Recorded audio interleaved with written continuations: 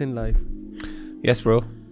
that you befriended me. Yes, I was gonna say that.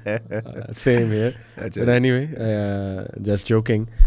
So, honestly, do you sometimes sit and think, काश ये ना करता या काश ये ना हुआ होता मेरी ज़िंदगी में? Yes, बिल्कुल अली भाई, कुछ चीज़ें इंसान से गलतियाँ होती हैं and I also made big mistakes in my life and I think कुछ ऐसी मिस्टेक्स हुई हैं जो मैं आज जब भी सोचता हूँ तो एक किस्म की सैडनेस और ग्रीफ जो है वो ओवरकम कर जाती है, और फिर उसके साथ साथ फिर इंसान को बहुत ज़्यादा स्ट्रिक्ट किस्म का और सीरियस किस्म का गिल्ट भी होता है. So lot of regrets in fact, और कुछ रिग्रेट्स तो बहुत ऐसे हैं दे हॉन्ट यू.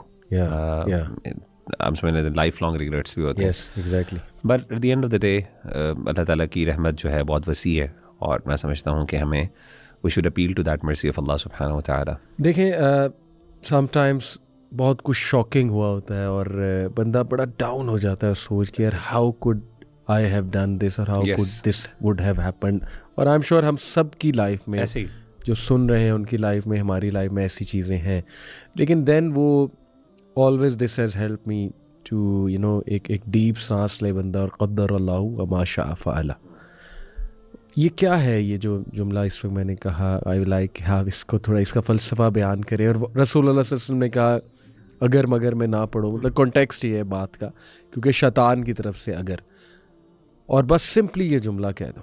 अली भाई, इसमें ना जब भी इंसान से कोई गलती हो तो हमारे दीन का हमसे यानी एक्सपेक्टेशन ये है कि हमारा पहला रिस्पॉन्स ये होना चाहिए कि हम अपनी गलती को आइडेंटिफाई करने की कोशिश करें. सही बात कि हमसे क्या गलती हुई, क्योंकि अल्टीमेटली जो इंसान के ऊपर मुश्किल आती है, परेशानी आती है, जिस चीज़ का भी इंसान शिकार होता है उसके अंदर इंसान की इन्वॉल्वमेंट और इंगेजमेंट ज़रूर होती है. He is the cause of that, ठीक है ना. वमा असाबकुम मिन मुसीबतिन फबिमा कसबत अयदीकुम व यअफू अन कसीर. अल्लाह ताला कहते हैं जो भी तुम पर मुसीबत या परेशानी आती, किसी भी सूरत की मुसीबत या परेशानी होगी, कोई गुनाह भी हो सकता है, कोई वैसी कोई कैलामिटी भी हो सकती है, तो उसमें तुम्हारे हाथों का बेसिकली वो एक अंजाम है जो तुमने अमाल किए. और अल्लाह कहते हैं वो यअफू अन कसीर, अल्लाह ताला बहुत सी चीज़ों को नज़रअंदाज भी कर देते हैं.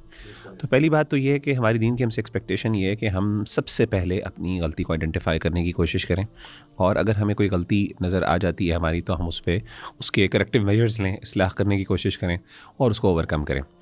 वंस दैट इज़ डन, जब ये एक हो गया आपसे, तो उसके बाद हमारा दीन फिर जो कि पॉजिटिव ऑप्टिमिज़म का बहुत ज़्यादा कायल है और हमें मुस्बत मिजाजी सिखाता भी है, तो अल्लाह ताला की फिर हमसे एक्सपेक्टेशन होती है कि नाउ मूव ऑन, ठीक है ना, कि अब उसको आप बदल नहीं सकते ना, यानी जो हो चुका अब उसको आप बदल नहीं सकते. हाँ, आपको वो चीज़ एक रिमाइंडर के तौर पे रहनी चाहिए to keep you on track, क्योंकि ये गिल्ट जो होना और कंसिस्टेंट गिल्ट होना, ये कई दफ़ा इंसान को बेनिफिट देती है इन मैनी वेज़ कि इंसान जो है उस गलती से दोबारा बचने की कोशिश करता है.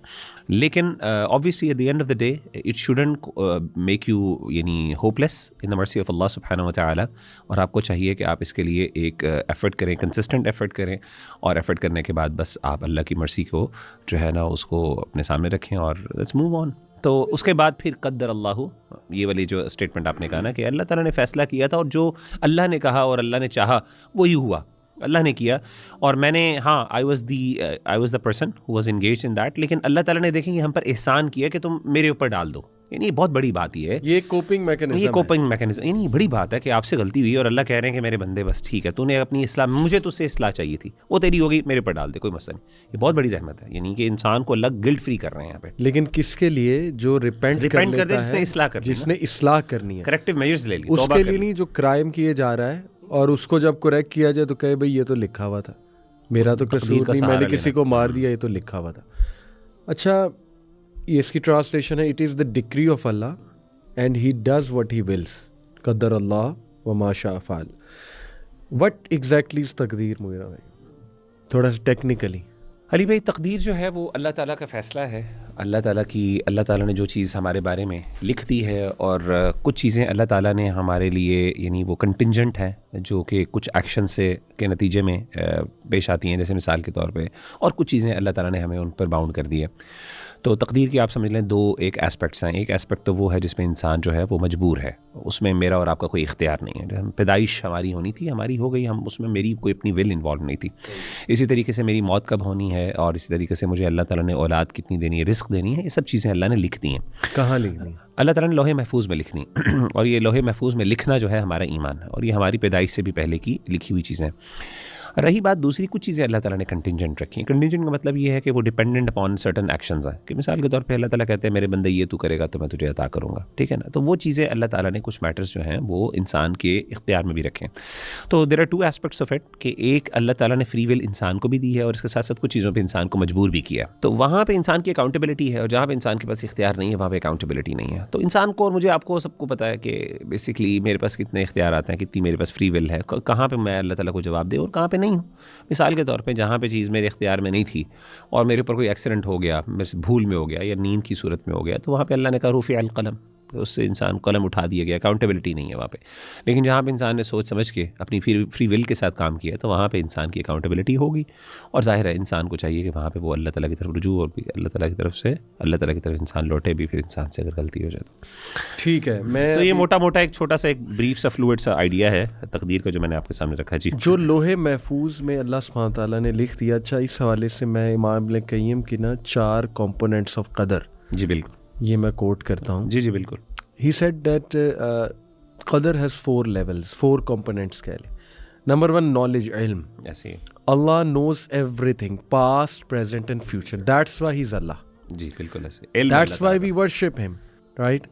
That's why we trust him. That's why we ask him. That's why we beg to him. That's why we make dua to him. And he's so merciful and full of wisdom. तो हमें problem नहीं होना चाहिए अल्लाह रब्बुल आलमीन के इल्म से, पहली चीज़ कि नॉलेज। दूसरा वो कहते हैं लेवल क्या है, कंपोनेंट क्या है, राइटिंग, किताबा। He said that Allah wrote everything in, asked the pen to write everything in अल्लाह अल महफूज, द प्रिजर्व्ड टैबलेट, उम्मुल किताब भी कहते हैं इसे। और ये वो वाले राइटिंग है which is absolute, based on his absolute knowledge, which is the highest level of तकदीर। यानी these words will never change. और जो वो है ना कि तकदीर फिर चेंज होती है, उसका क्या मतलब है, वो नीचे का लेवल है, वो एंजल्स के पर्सपेक्टिव से, हमारे पर्सपेक्टिव से तकदीर का चेंज होना। लेकिन लौह अल महफूज में चेंज भी already I think it's written, right.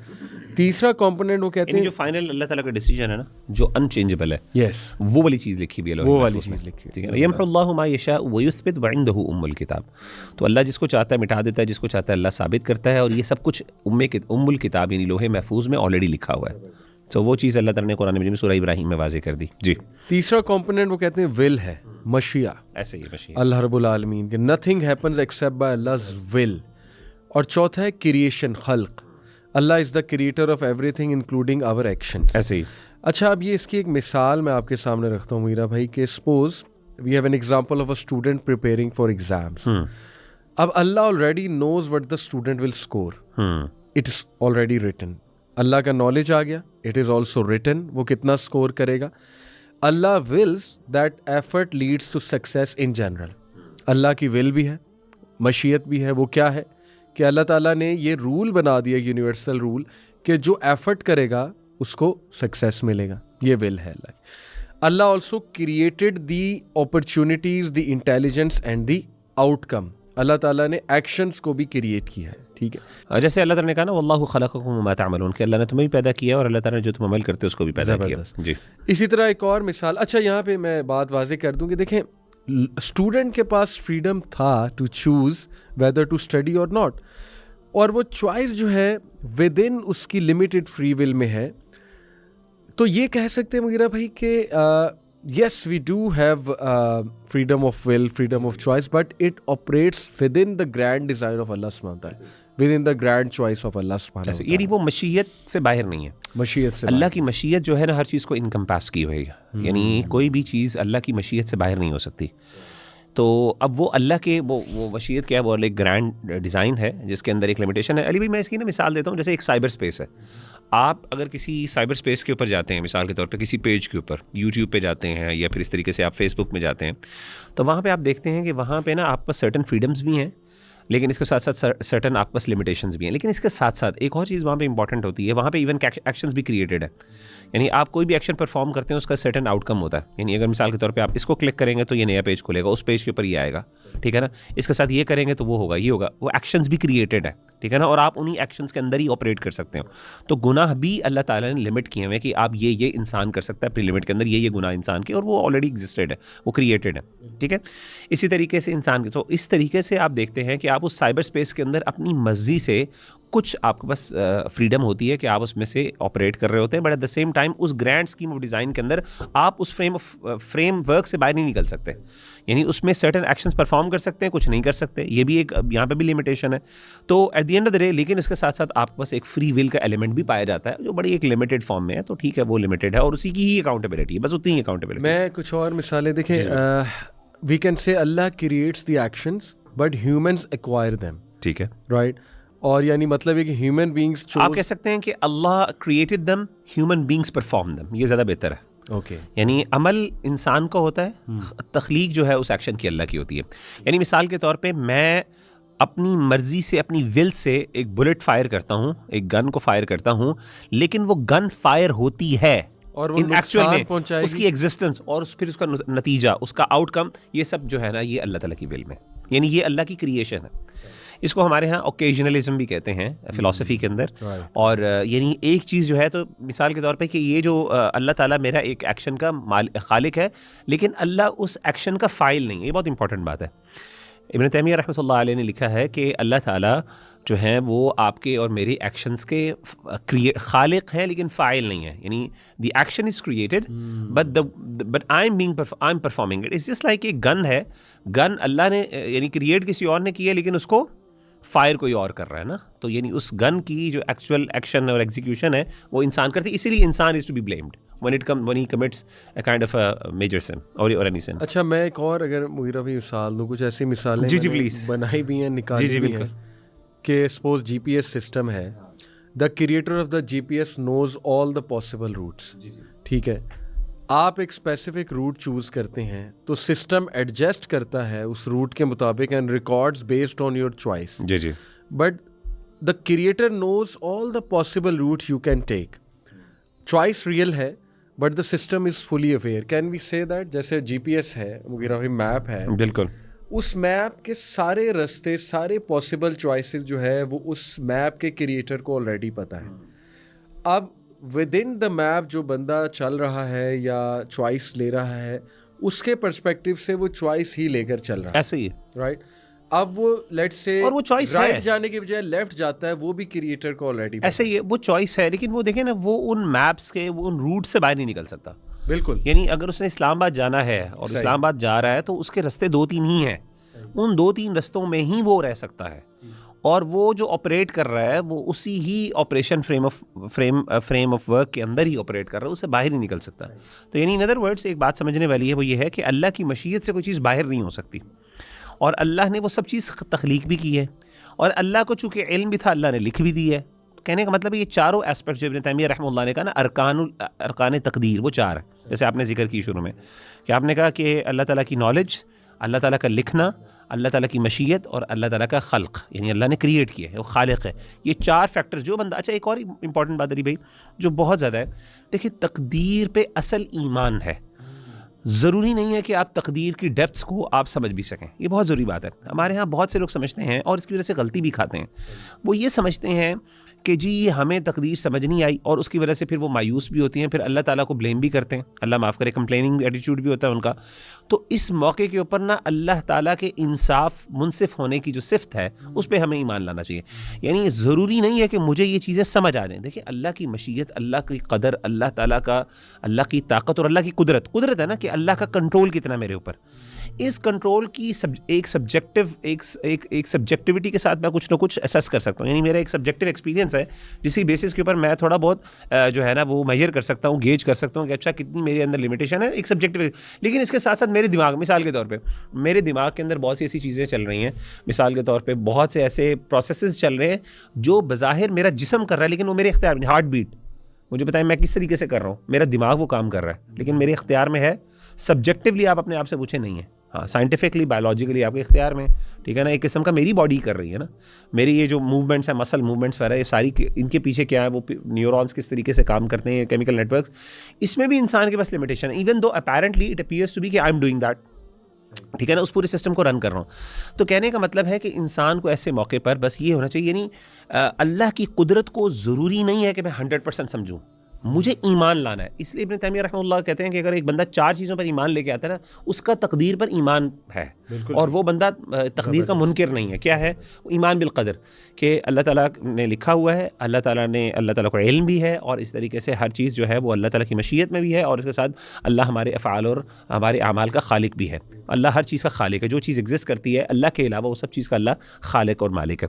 तो ये 4 चीज़ें जो हैं, जो बंदा ईमान लेके आता है उसका ईमान पर है। अब किस तरीके से ऑपरेट करती हैं, अल्लाह की कुदरत किस तरीके से ऑपरेट होती है, इसके बारे में बल्कि कई उलमा ने तो यहाँ तक कहा कि जो बंदा इस तरह की बात कहता है ना कि जी उसको तकदीर पूरी 100% समझ आ गई है, तो ये उसका एक फ़ॉल्स क्लेम है। हमें उस पर यकीन नहीं करना चाहिए कि ऐसा हो नहीं सकता, कि कुदरत और मशीयत बहुत एक कम्प्लेक्स मामला है, और इसकी यानी अल्लाह ताला की कुदरत को आप किस तरीके से सही तरीके से फैथम कर सकते हैं। ठीक है, सो इस पर तवक्कुल, बस इंसान को जब फील होना कि यार पता नहीं, अल्लाह ताला ने उस मौके पर ये अपने आप को रियलाइज़ करवाए, अल्लाह मुनसिफ है, इंसाफ करने वाले हैं। अल्लाह ऐसा कभी नहीं होगा कि मेरी चीज़ में इख्तियार में नहीं था और अल्लाह ताला मुझे उसकी सज़ा दे रहे हैं, ये हो ही नहीं सकता। अल्लाह इंसाफ। अच्छा, अभी तक तो बात क्लियर है, लेकिन यहाँ पे एक सवाल खड़ा हो सकता है कि अल्लाह ताला वो खल्क वाला जो एलिमेंट है कि everything is created by Allah, what about evil?